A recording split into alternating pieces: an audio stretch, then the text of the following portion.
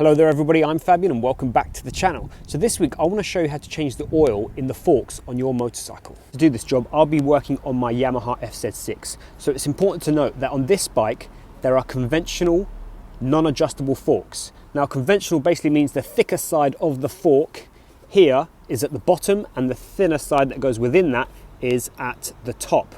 Upside down forks or non-conventional forks, it will be the other way around. Also, these are non-adjustable, so there won't be any components inside when I take them apart that are used to adjust the dampening or compression of the fork. So this is slightly simpler than much more modern forks, but stick around because the concept is pretty much the same. Right, let's get started. Now obviously to do this job you need to get the front wheel off the ground like that. And the way I do that is by putting the bike on its center stand and then by loading up the back of the bike with all my chains, and I might even stick my toolbox in there. So now we're going to start pulling apart the front end of the bike and removing the front wheel. That usually means starting with the brakes. Left brake caliper first.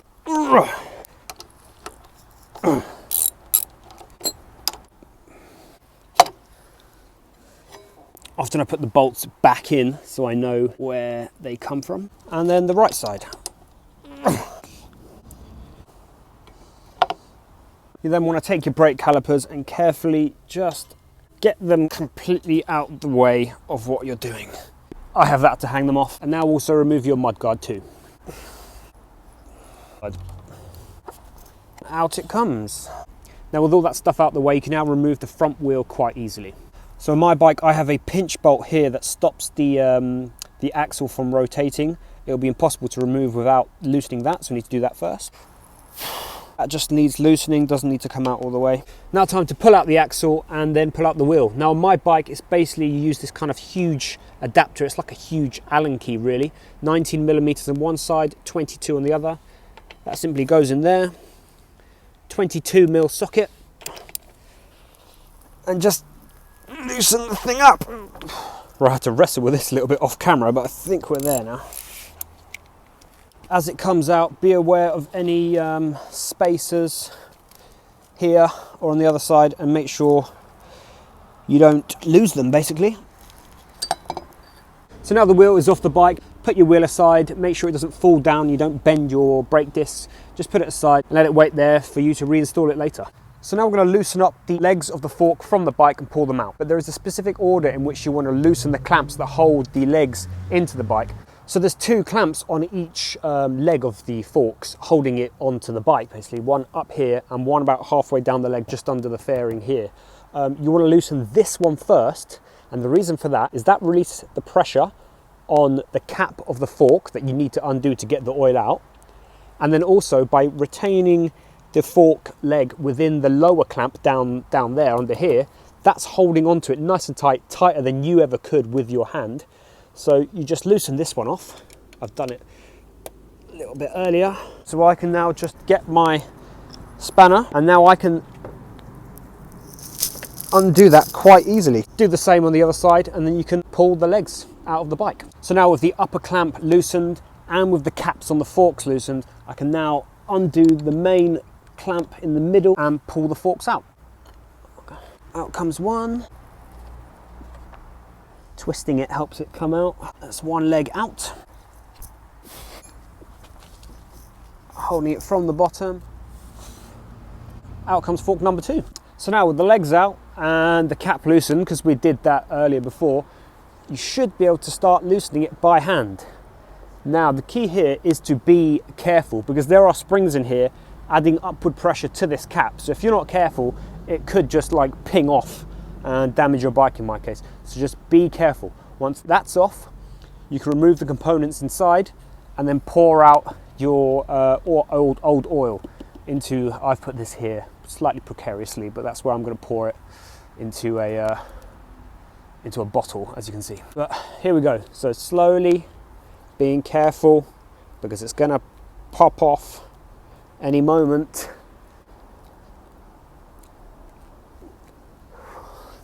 The pressure, the anticipation. Just be prepared for it. That's it. It's off. So the cap's off. There's the cap comes off first. Put that aside. Then comes the spacer. Keep that safe. Then, as you push the inner leg, part of the leg down, comes a washer, and then should be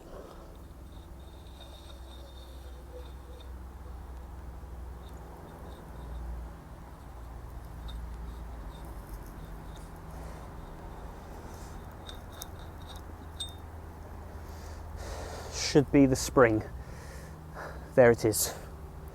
Make note of which order these things came out of the fork, of the leg, because it needs to go back in the right way. Also, make note of which way round the spring is. Notice it's quite tightly sprung up here and loosely sprung down there. The tight section was at the top, so it needs to go back in that way.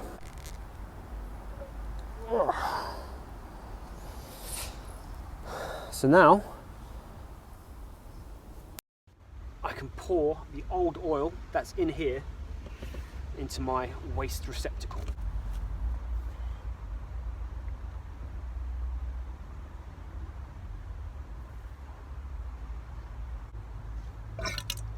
It's a good idea to pump the leg a few times to get all the oil out.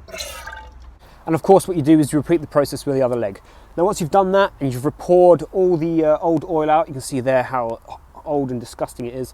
I like to just leave them for 10-15 minutes just upright in a bowl, just getting all the last bits and bobs out. So let's talk about the oil that's going to go in there. So I've gone for bog standard, really, Castrol 10W fork oil.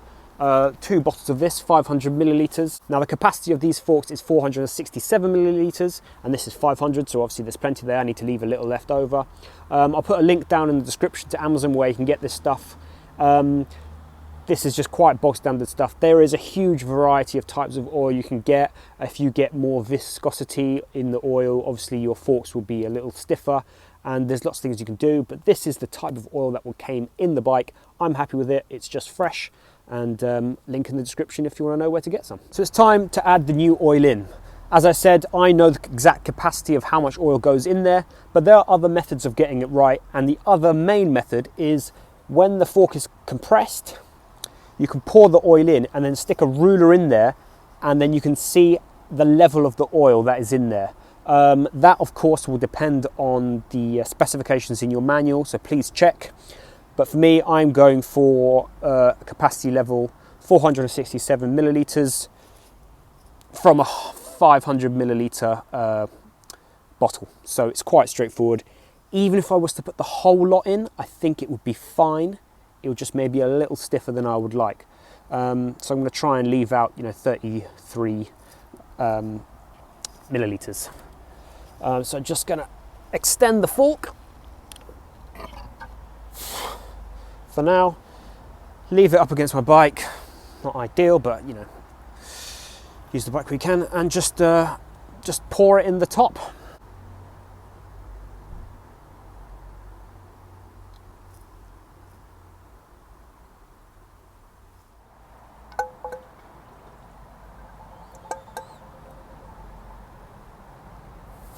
As you're pouring in, it's worth giving the fork a bit of a pump every so often.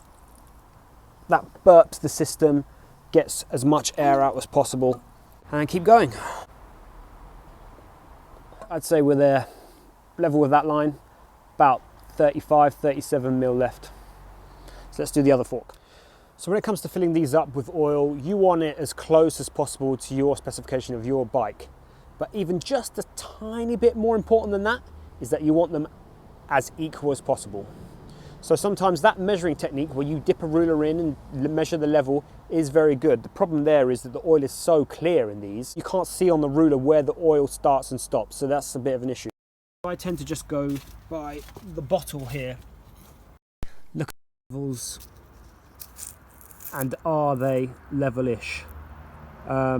They look pretty much bang on to me. So let's put all these bits and bobs back together.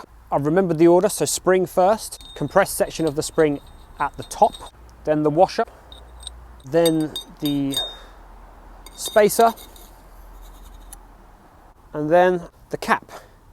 Now you will need to compress this to get it on, and I do also like to add a little bit of fork oil to the seal,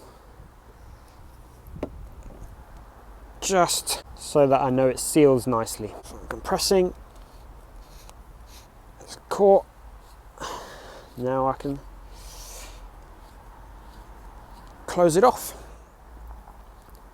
by hand, but eventually I do recommend finishing it off, and finish it off with your spanner.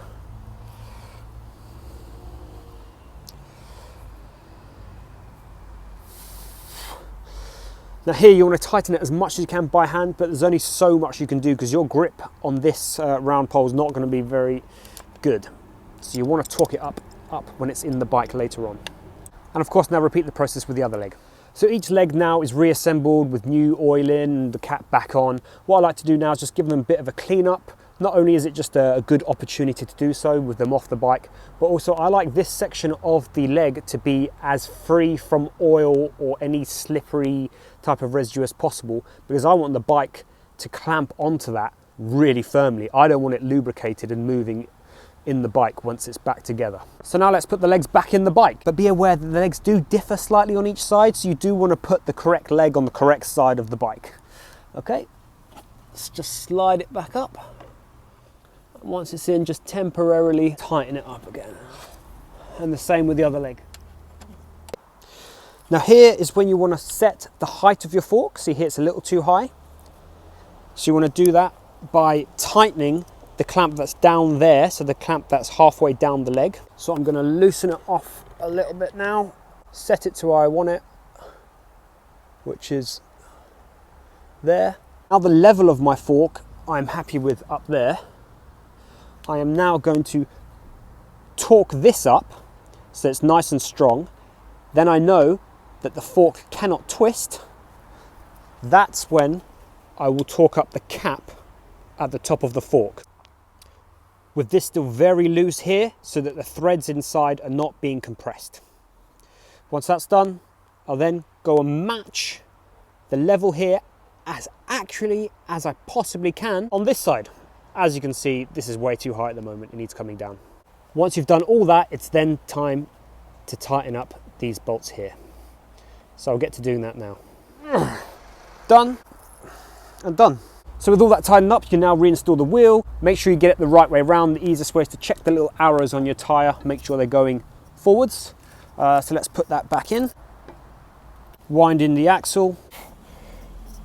And of course, tighten up the pinch bolt. I'll reinstall your mudguard. And then reinstall your brakes. And the other side. And don't forget, when doing any work on the brakes and putting them back on, don't forget to pump the pressure back into them so the pads close up against the disc again.